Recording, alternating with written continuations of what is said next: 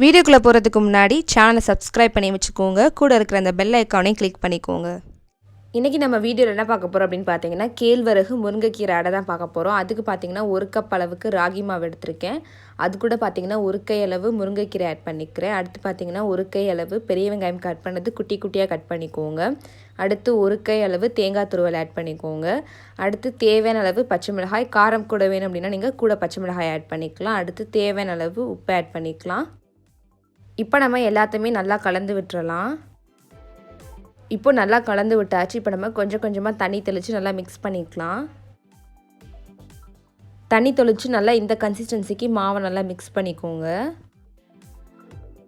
இப்போ நான் இதை உருட்டிக்க போகிறேன். நான் பார்த்தீங்கன்னா ஒரு பெரிய உருண்டையாக 3 உருண்டை உருட்டிக்க போகிறேன். உங்களுக்கு குட்டி குட்டியாக உருண்டை வேணும் அப்படின்னா நீங்கள் குட்டி குட்டியாக உருட்டிக்கலாம். குழந்தைங்களுக்குலாம் கொடுக்குறீங்க அப்படின்னா குட்டி குட்டியாக உருட்டிக்கோங்க. இப்போ பார்த்தீங்கன்னா இந்த மாதிரி ஒரு பேப்பரில் நம்ம உருட்டி வச்சுருக்க மாவை எடுத்து வச்சுட்டு நல்லா தட்டிக்கோங்க. நீங்கள் வாழலில் கூட யூஸ் பண்ணி இதை தட்டிக்கலாம்.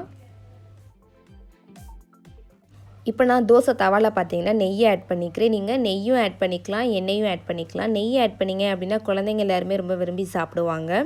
இப்போ நம்ம தட்டி வச்சுருக்கதை இதில் போட்டுடலாம்.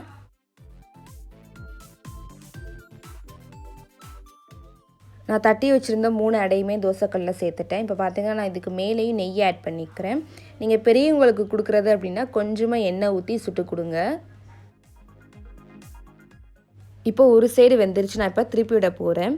வெந்த பிறகு தான் நீங்கள் திருப்பணும். வேகாமல் திருப்பிட்டீங்க அப்படின்னா நமக்கு அடை பார்த்தீங்கன்னா உடஞ்சிரும். ஸோ நல்லா வெந்த பிறகு ஒரு சைடு திருப்பி விடுங்க.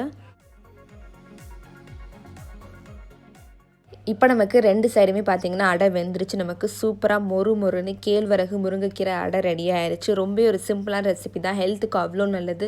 உங்களுக்கு வெயிட் லாஸும் ஆகும் இதை சாப்பிட்டீங்கன்னா. ஸோ கண்டிப்பாக இது போல் நீங்களும் வீட்டில் செஞ்சு பாருங்கள். செஞ்சு பார்த்துட்டு எப்படி இருந்துச்சு அப்படின்னு சொல்லிட்டு கமெண்ட்ஸில் ஷேர் பண்ணிக்கோங்க. இந்த வீடியோ பிடிச்சிருந்தா லைக் பண்ணுங்கள். மறக்காமல் ஃபேஸ்புக்லேயும் ஷேர் பண்ணிக்கோங்க. உங்கள் ஃப்ரெண்ட்ஸ் கூடயும் ஷேர் பண்ணிக்கோங்க. சேனலுக்கு புதுசாக இருக்கீங்கன்னா மறக்காமல் சேனலை சப்ஸ்கிரைப் பண்ணி வச்சுக்கோங்க. கூட இருக்கிற அந்த பெல் ஐக்கானே கிளிக் பண்ணிக்கோங்க.